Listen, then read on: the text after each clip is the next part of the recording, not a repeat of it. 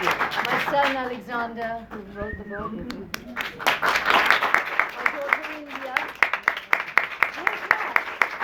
Where's Max? He can come sit up here. Right Where there. is he? There's my son Max. Stand up, darling. Say hello. Stand up. I know. Okay. My grandson Grayson, our grandson Grayson. Yay. And my beautiful daughter-in-law Megan. And Diana Barry, who's the most incredible publicist.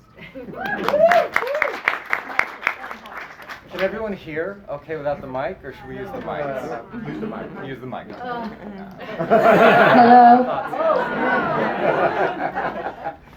I'm sipping coffee because it was a 2-hour drive here for us. And that's in my will.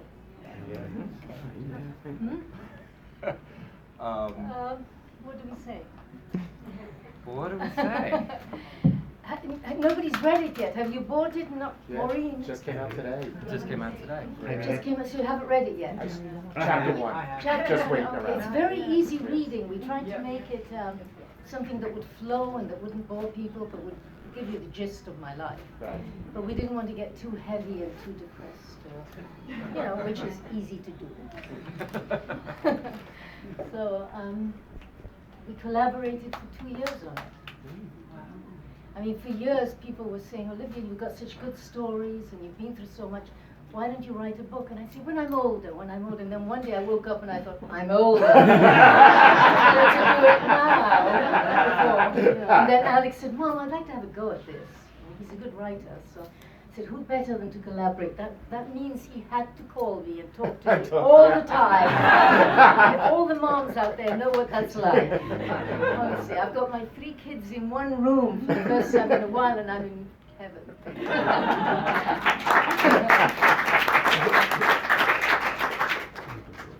And, Yeah, I was just going to say that was a huge part of it. It was a 2-year conversation, and it was important right off the bat that the book reflects sort of my mom, and it be not sort of a typical kind of tell-all kind of name, nothing salacious, nothing like that.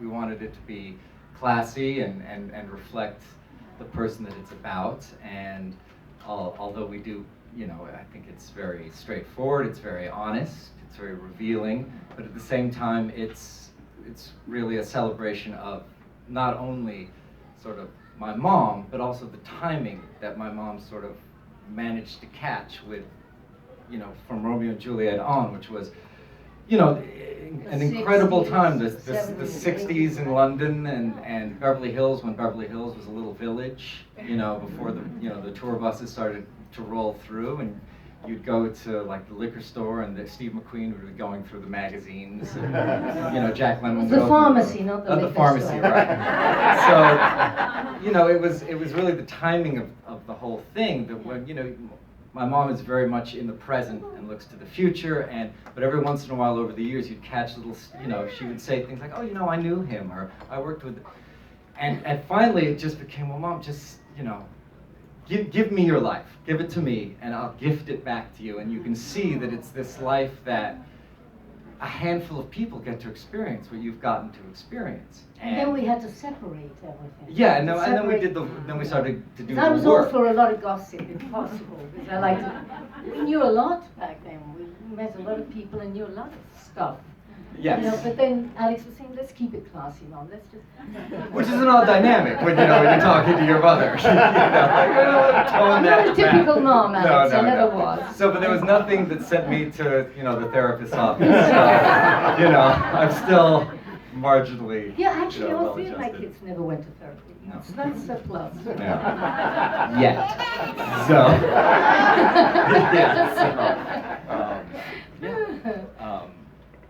So. So we hope everyone enjoys it. It's good. Yeah. It's a good read. Whoever's read it that we love, our few friends that we've given it to, say it's a really easy read. I couldn't put it down. It was just, it told me things, but it didn't just get boring, That's the thing I wanted. I wanted just people to, young kids that are in school now, that are watching Romeo and Juliet in school.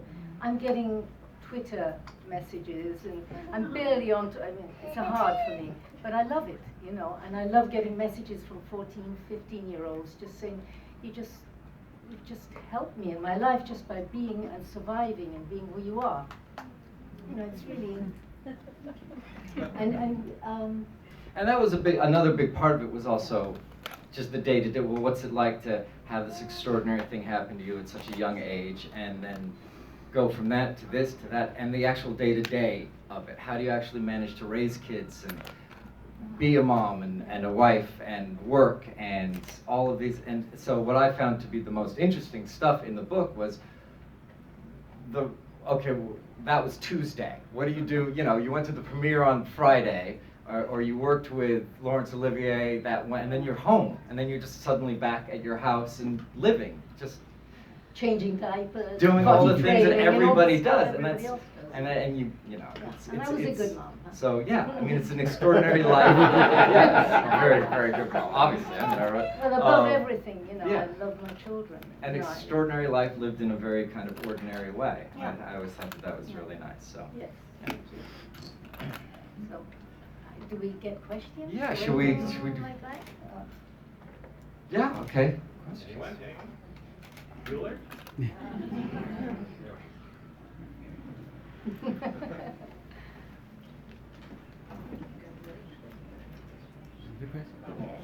Hello, Olivia. My name is Joanne. I'm so happy that you and Alex are here today and the rest of your family. Oh, there you are. Okay. And I just want to ask you one question. When you were filming Romeo and Juliet, in the sepulcher scene, when you and Leonard are you know, the last scene of the movie, did you have to lay there like hours and hours and hours, since Franco Zeffirelli was always such a perfectionist and take after take after take? Well, we'd lay there for 20, 25 minutes at a time. I see. Okay. And the scene in the tomb when Juliet's dead and Romeo's crying, or he thinks she's dead, I had chronic bronchial asthma at that time. So because of my smoking, I was a very naughty girl back then. I quit that a long time ago. But you know, I'd lie there and I'd have to breathe through my stomach because I had to be dead. Yes. You know, but I'd be holding my cough, and every time we broke, it would be, and all this phlegm would come up. I didn't put that in the book. But Oh, thank you so much. Yes, thank you.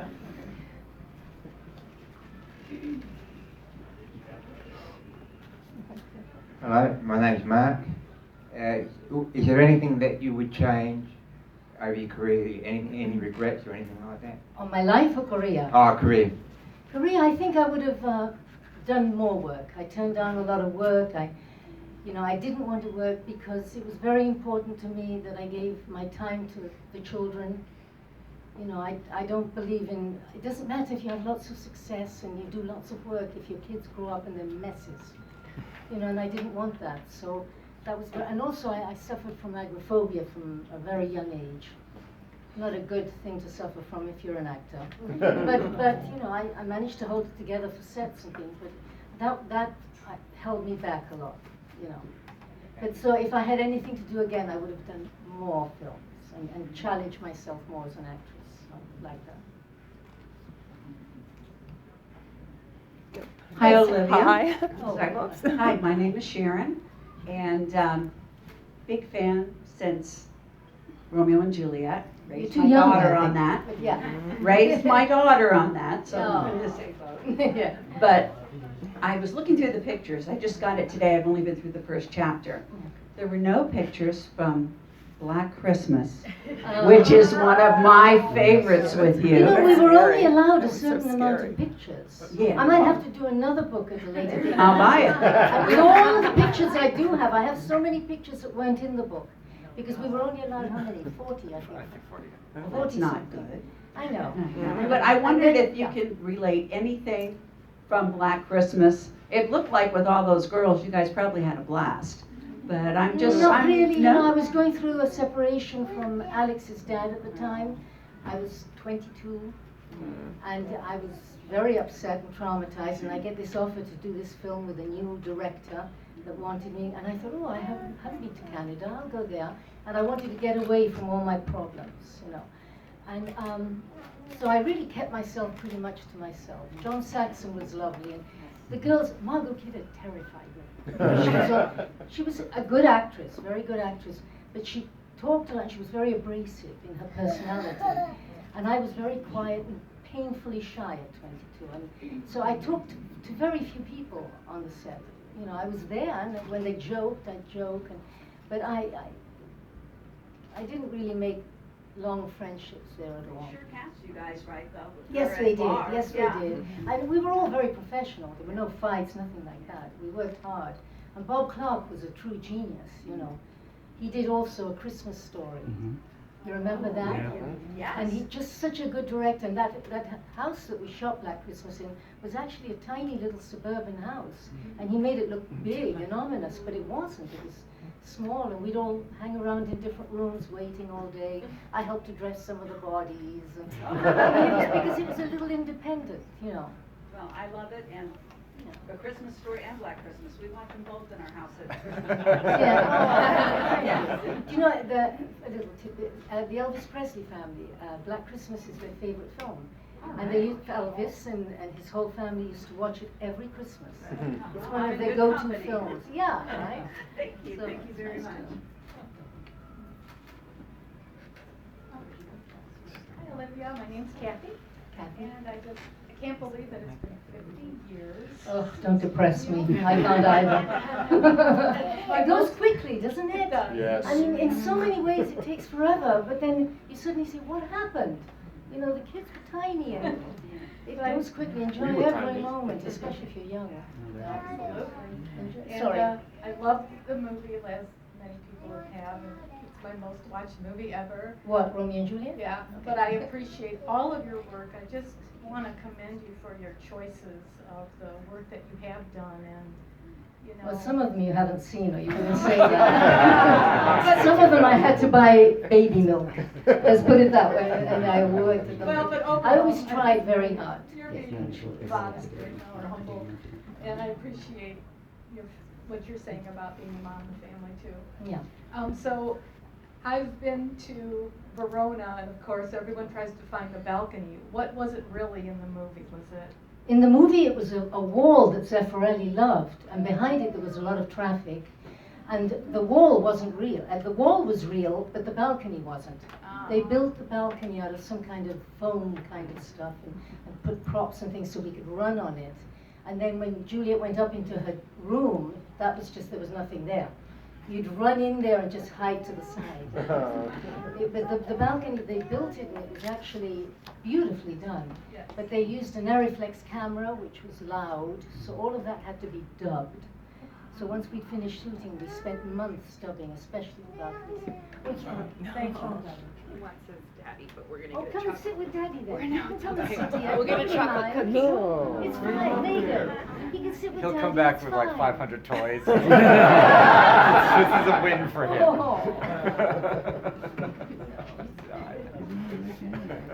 Such a beautiful boy. Hi, my name is Bonnie. I've been Bonnie, a fan nice of to yours meet you. for 50 years. I appreciate it. And, Thank you. Imagine if we'd had Twitter and all this stuff 50 years ago. I would have like answered everybody. Plus, you know, I get nervous with people and you know, meetings, but with fans and people that love my work, I could go on for hours. I just Well, never you know shut what up. it is that I was, I think, let's see, 13, I was freshman in high school. And of course, we got to see Romeo and Juliet. And I just remember everybody gasping when they saw you opening the doors. And I'm not going to say I idolize you, but I've seen you as a role model. Oh. And I think a lot of girls from my generation would do anything to look like you. I know you say that you always thought of yourself as not really pretty. But I didn't you're really like gorgeous. what. Yeah, I wanted to be long and thin and blonde, and very skinny. You know, and I had these big breasts, and I was chubby always. I had a big weight problem, and hair. Did you ever feel You never feel at good a about time yourself. where I am pretty? It took a long time. And actually now I look back and I think, you know, I was pretty. When I see these pictures that come up, everyday pictures I've never seen before. But honestly, at the time, I never felt, people would say it and I'd say, thank you so much, that's so nice, but you know, you don't really think it and believe it. I think that's, I don't know. we get it all together by the time it's almost too late. Isn't it the truth? It's like, you know, young people, they should look at themselves and try to look at the big picture and realize it goes so quickly. Just love being young, you know. It's nice. Well, you have an interview plus an hour meeting. Oh, thank you.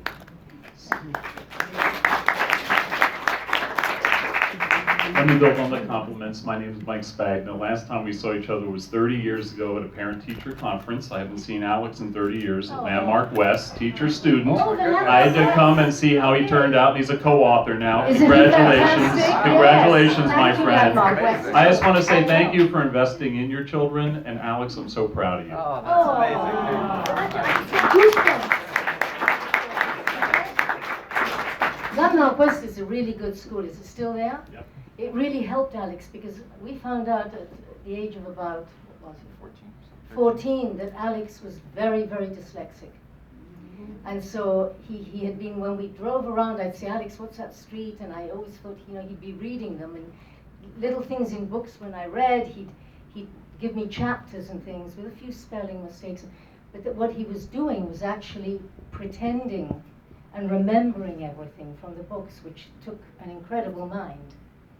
And so we caught up in one summer, didn't we? Mm-hmm. We went to Culver City to that fantastic lady. Whenever it came to me, I dedicated huge portions of the book to anything about me. Yes, so. you did, didn't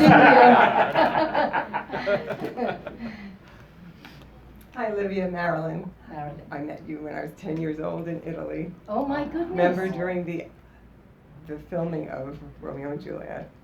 You Yeah. weren't the one in those Yes. pictures. But Yes. really? That Oh my I have it with God. me. Yes. I bet it's the same one. We were sitting near the lake. And I forget what you were signing something. Yeah, yeah, I don't remember. from years It was a ago. long But time anyway, ago. yes, it was a long time ago. But anyway. But I remember you. Mhm. That's really Ever nice. since then, I'd always been interested in costume and in fashion design, and I still, to this day, that's what I'm involved in too.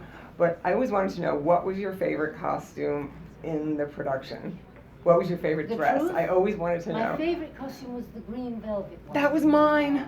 Because it That was was- very simple and very classy, and it hid my breasts. I was so sick of everything that made my breasts pop out.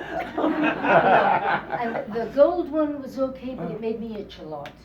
And what Franco did was, even though the dresses all went like this, and he had a bodice underneath that they had to strap me into. And we were shooting, and it was very hot in Italy. Right. So in between takes, I'd feel, I can't breathe, and they'd have to open up the back and unbodice it. And I'd literally have to sit there for 10 minutes just trying to get my breath. Those costumes were heavy. Yeah, they were beautiful and they were velvet. Beautiful, That the green one colours. was always my favorite with the stripes, That but was my everybody favorite. always loved the red one. So No, I just I always know. wondered That's what you thought. fashion, yeah. Thank you. Yes. I always felt slimmer in the green one too. Which I really You looked great in all One of more them. question. Hello. Hello. I'm a student at the Stella Adler Acting Studio in Hollywood. Great actress. Absolutely. Yeah. And my Shakespeare coach would kill me if I didn't ask. We're studying the iambic pentameter and how to memorize Shakespeare. And was it tricky for you learning Shakespeare at your age? No, because I was 15, and at 15 your mind's amazing. And I was so excited with the role in it. No, I learned my whole role in about a night and a half. I was so excited, But then I had been doing Shakespeare at the drama school, and I was cast as Romeo. So I sort of knew, I was never showing up. I was always late. I was always in the pub having pork chops, and I was just, I just in here, and the teacher would always get upset and say, why aren't you in acting, Olivia? And I said, because you're not paying me. Because that's how I was. I was very spunky when I was young, I lost that as I got older. I did. But yeah. So. Hello, Olivia. I'm so happy to see you today. Where are you? Right here. Oh, there. Oh, hello. Right at the same time. Anyway, my name is Rishi Kavi. Ron? Ra. All right. Ra. Rishi Kavi Raghudas. Oh, it's lovely. an Indian name. Okay, yes, I know. I'm a student. Ron's the son as well. Yes, and I'm a student of Swami Satchidananda. Mm. And I met Swami Muktananda years ago and had a profound experience. So I was very happy to read this about your beautiful experiences with Mom. Yeah, I had a very special relationship with him. I owe a lot of my life to him. He helped me when I was going through a divorce, and he changed my life. He changed the course of my life, you know. He was an amazing being of light. The masters are very profound. Yeah. And I just want to thank you for Yeah. And I write Shakespearean sonnets, so I know how difficult it is. Yeah. Thank you so much. Thank you. Ra. That's how it sounds like. No, that's nice. Ramana. No, just Ra. Good evening. I'm an artist, and in the year 2012, I made a drawing, and you are there. Oh, really? Yes, so your birthday is coming up next year, and I brought it for you. Oh, I would love it. Yes, it's here. Thank you. I love that. That's always an honor. You know, it's just, I love it. What a compliment. 50 years after you do a film that people still think about you. Oh. It's really nice. Okay, I wanted to see it. Oh, but well, I'm sorry. She's the boss. Yes, it's just because we're not in a rush. No. We're open till 11 o'clock, so take Oh, that's beautiful. Oh, that's beautiful.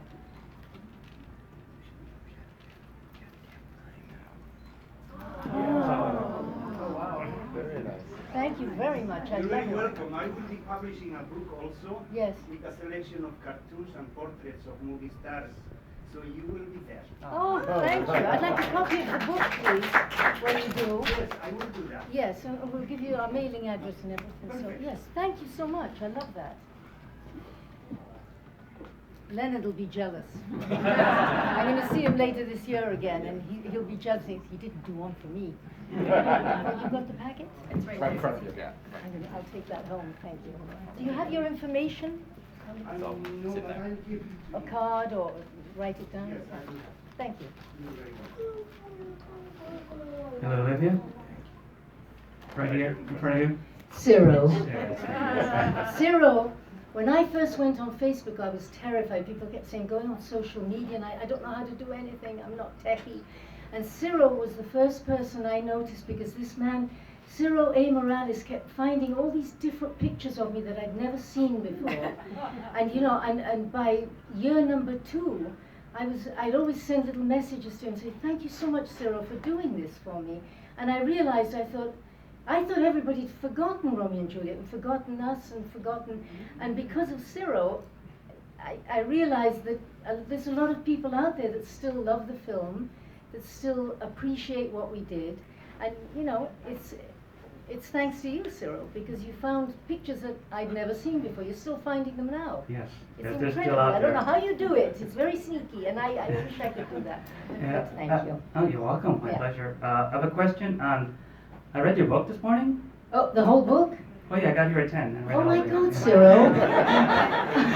So, you didn't mention your intro into the Star Wars universe. For Cyril, everybody. I've told you about Star Wars. He commissioned this incredible painting of me as this character that I did. I wasn't in Star Wars, but I was in one of the Video games. A couple of video I mean, games. you have to understand, I was hired to do voice work. Yes. You know, because they liked my voice for that character. But I'm not, I respect how good Star Wars was, but it's not my deal. I like more drama, but I mean, I loved it. Okay. So there's nothing I can say about it, other than I'm going to post what you sent me All right. next week. When all of this is over, All right. I'll be posting it and saying my friend Cyril had commissioned this painting of me. My face looked great, I must say, but the outfit and everything, but it was brilliant anyway. right. Thank you. Did you like the book? What book? Did you like the book? Yeah, today? I bought 5 of them. Oh, yes. Yes, I Well, like of course. them. As the writer, I just wanna know if you like the book. Your author was very good. Whoever that was. Yes, I thought he did a fantastic job. Because as you can tell by the way I speak, I jump all over the place. My mind goes a million miles a minute, and I jump in. And for Alex to be able to just pinpoint the important things, say, no, Mom, we're not going to put that there. We're going to put that over here, and it's going to make sense in the end. Just give me a few days, and then I'd read it and go, oh my God! And the first time I read one of the first drafts that he did, I just said, my life's been amazing. You know, and I did, because it doesn't hit you when you're living it. It's just you take it day to day, you know. But Alex had a way of just, he wrote the way that I think and I don't speak. You know, it's really, I'm very, very proud of him. I like the part when you went, there's one part where it said you were so glad to hang up on somebody. The guy who thought you were going out with Paul McCartney. Oh, yeah. No. Oh, Yeah. no, it wasn't like that at all. He I know. didn't think I was going. This man was he was a very bad English journalist. They're the worst paparazzi types in the world, actually. And they were back then, they were terrible. And he tricked me, and it was a whole thing.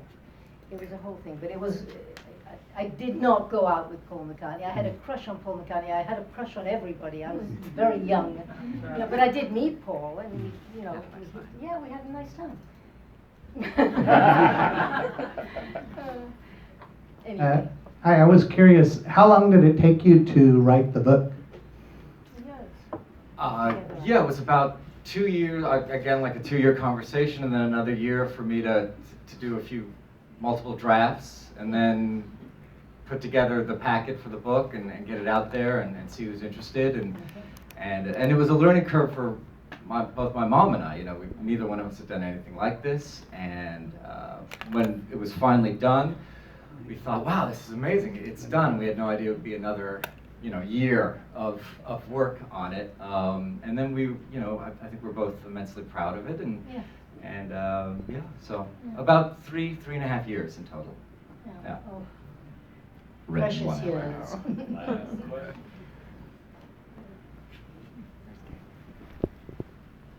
Gail.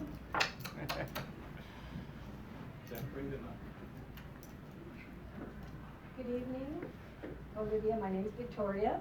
Hello, Victoria. Hi. That was going to be my name when I was born. Oh my It was a goodness. choice between Olivia and Victoria because my dad was born in Victoria, Argentina. Oh my gosh, Yeah. I hear that a lot. Anyway, I was going to be an Emily, but I Yes. got Victoria. Yeah. I love the sets and costumes and props, everything. Are they ever going to archive that to keep it safe and a museum, you know? Well, there's a museum, I think, in Florence that has all the costumes. I They think. do? Oh, Okay. yes. Okay. Oh, yeah. And Zeffirelli has an incredible museum in Florence that he's just opened, or his adopted son, People. Okay. Just opened. I've got to go visit it soon.